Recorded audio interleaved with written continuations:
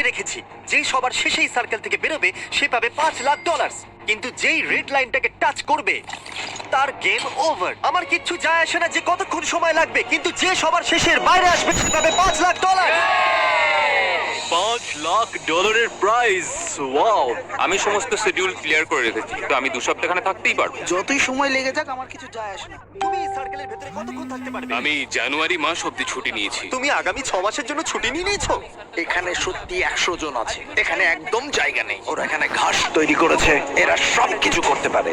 জেতবার একটাই উপায় আছে, এখানে একটা বড় করে ঘুম দিয়ে দিই।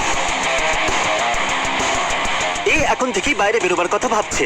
এ প্রথম লুজার হতে পারে। এখানে 100 জন লোক আছে, মনে হয় আমি জিততে পারবো না, এটাই এ ব্যাপার। বললো যে বাইরে আসতে চাইছে, তো ঠিক আছে বাইরে চলে এসো। এ বাবা, কেন? এ এত নাটক এখানে কেন করছে? শুধু বাইরে চলে এসো। ও হো হো। যদিও তুমি সবার আগে বাইরে এসেছো, তবু আমি তোমাকে প্রাইজ দেবো। একটু দাঁড়াও। কনগ্রাচুলেশনস সবার প্রথমে বাইরে আসার জন্য।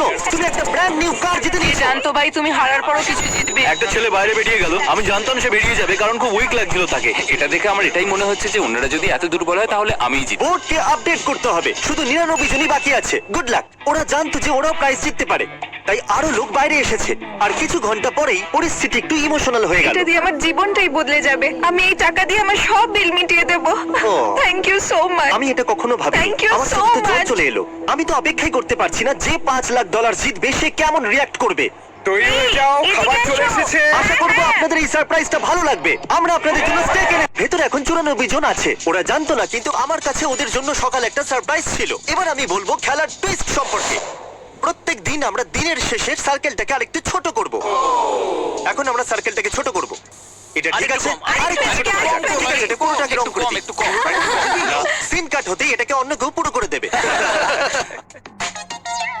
নতুন সার্কেলকে দেখার পর কিছু লোকের মনোবল ভেঙে গেল। ও জিমি। তাহলে তুমি এখন এর সাথে রক পেপার সিজার্স খেলবে, আর হেরে গেলে তুমি আউট হয়ে যাবে। আর কি করছো নাকি? Rock paper scissor shoot. একবার ভাবুন, রক পেপার সিজার্স এর মতো সরল গেমে $5,00,000 হারলে কেমন লাগবে। এত ডলার হারার এটা সবথেকে বাজে পদ্ধতি। তারপর অনেকেই বাইরে আসতে লাগলো। অনেকেই তো এরকম ছিল যে সার্কেলের ভেতরে 2 দিনের বেশি টিকতে পারলো না। এই মেয়েটা এখানে সিরিয়াল বক্সের উপর শুয়ে আছে। অদ্ভুত। এটা দ্বিতীয় দিনের রাত্রি, আর কাল সবাইকে বিরক্ত করার কথা ভেবেছে। 1 সেকেন্ড। হয়তো ওই দুটো ছেলেদের মধ্যে একজন এক্ষুনি এই লাইনটাকে টাচ করেছে। আরে না, না। ও এই বাবা। স্ন্যাক্সের জন্য $5,00,000 হাতছাড়া করলাম।